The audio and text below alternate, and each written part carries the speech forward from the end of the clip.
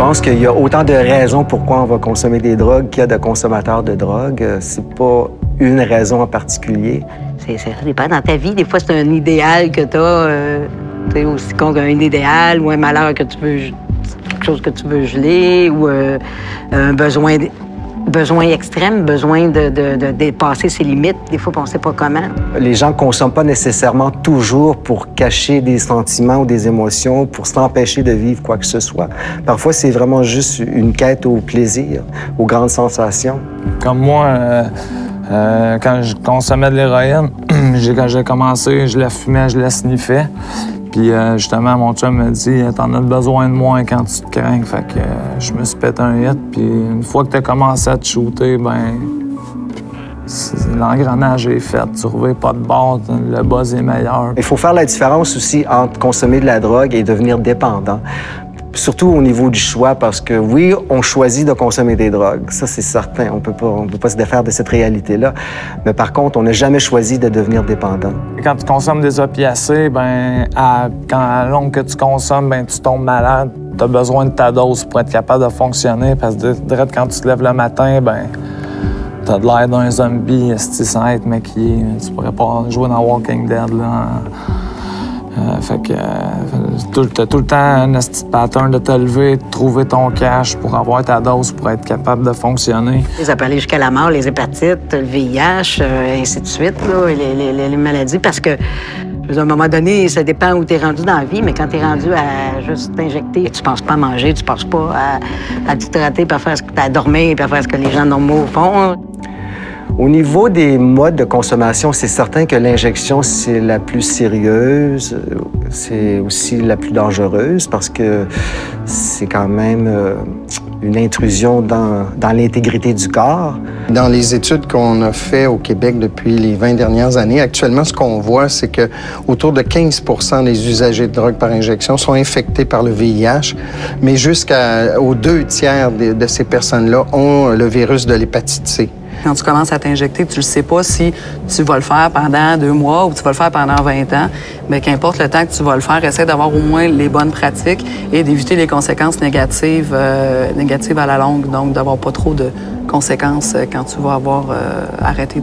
Tandis que dans l'approche de réduction des méfaits liés à l'usage des drogues, on y va sur 2 grands principes qui sont le pragmatisme et l'humanisme. Le pragmatisme, c'est de se dire, ben les gens consomment des drogues depuis des millénaires et probablement que ça va continuer à consommer et que de viser une société sans drogue, c'est un peu utopique et c'est pas réaliste et on n'y arrivera pas. Donc, il faut mettre en place des mesures plus pragmatiques qui prennent en considération le fait qu'il y a des personnes qui consomment des drogues. L'approche humaniste, c'est vraiment de ne pas juger les personnes et de les aider à partir de la situation où elles se retrouvent. Et on peut viser quand même un objectif d'abstinence si la personne, c'est ça qu'elle souhaite, mais on va plutôt viser une hiérarchie d'objectifs en fonction des besoins de la personne. Si on pense à un programme comme Nez Rouge, c'est un programme de réduction des méfaits liés à l'usage de l'alcool qui applique des principes de l'approche de réduction des méfaits. Qu'est-ce qui se passe avec Nez Rouge? Bien, on dicte pas à la personne, on ne juge pas la personne du fait qu'elle a consommé, même qu'on la félicite d'avoir appelé pour avoir un transport pour ne pas conduire avec sa voiture. Donc, elle cherche à diminuer les conséquences de son usage. Pour ce qui est de l'usage de drogue par injection, on a un petit peu plus de difficulté à saisir comment cette approche-là peut concrètement faire du bien puis avoir de bons résultats. Mais dans le fond, on sait bien que cette approche-là a fait ses preuves par rapport à réduire l'épidémie de VIH puis d'hépatite C chez les personnes UDI. On sait que ça sauve des vies. Donc, ce qu'on veut, c'est pas nécessairement empêcher les gens de consommer, mais on veut leur offrir des alternatives pour se garder en santé. L'approche de réduction des méfaits commence à s'intégrer dans le monde policier, mais il faut dire qu'on est au tout début de cette démarche-là. Il y a un comité provincial qui est établi parce que justement, on voyait que sur le terrain, il y avait des problèmes d'arrimage entre les organismes de réduction des méfaits et les policiers. Pour les policiers, les méfaits, c'est un peu ce qui vient des actes de déviance par rapport à la loi, par rapport souvent aux réglementations qui encadrent le bon ordre. Parce que une grande partie des gros problèmes qu'on vit en société vient du fait que des drogues, c'est illégal. Donc, une personne qui prend de la drogue est en effet un criminel. Puis c'est aussi pourquoi on peut voir une relation d'antagonisme entre le consommateur de drogue et le corps policier, parce que le policier va voir le consommateur comme un criminel avant de le voir comme une personne. Une personne potentiellement a besoin de soins de santé plus qu'un temps derrière les barreaux.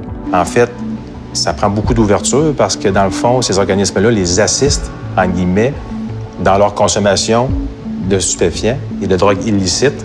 Donc, pour un policier, il faut comprendre que ça ne fonctionne pas là, pour nous, dans notre mission de faire respecter les lois et l'ordre, d'envoyer les gens vers des groupes communautaires pour les assister dans leur consommation de stupéfiants il y a 15 ans, c'était très particulier. Alors, on pourrait croire que ces programmes-là font juste la promotion de la consommation, mais c'est loin d'être le cas. Ce qu'ils font, c'est de la gestion à risque réduit de la consommation et pour faire en sorte que la personne réduise ses risques et qui, si un jour elle est prête à faire un bout de chemin vers des traitements de la dépendance, bien, à ce moment-là, on lui offre les corridors de service et on lui permet donc d'être référé aux bons endroits. L'application de la loi sur les drogues, à elle seule, n'est pas efficace pour régler les problèmes de consommation. Ça prend une prise en charge de la santé pour être efficace de ce côté-là. Dans notre mission première, c'est de préserver, de protéger la vie. Et c'est là qu'on doit adapter nos façons de faire, nos interventions en matière de UDI et comprendre le phénomène de ces personnes-là qui ont des problématiques de dépendance et qui ont besoin d'aide. Et que la répression ne c'est pas la solution comme telle, mais c'est plutôt une relation d'aide.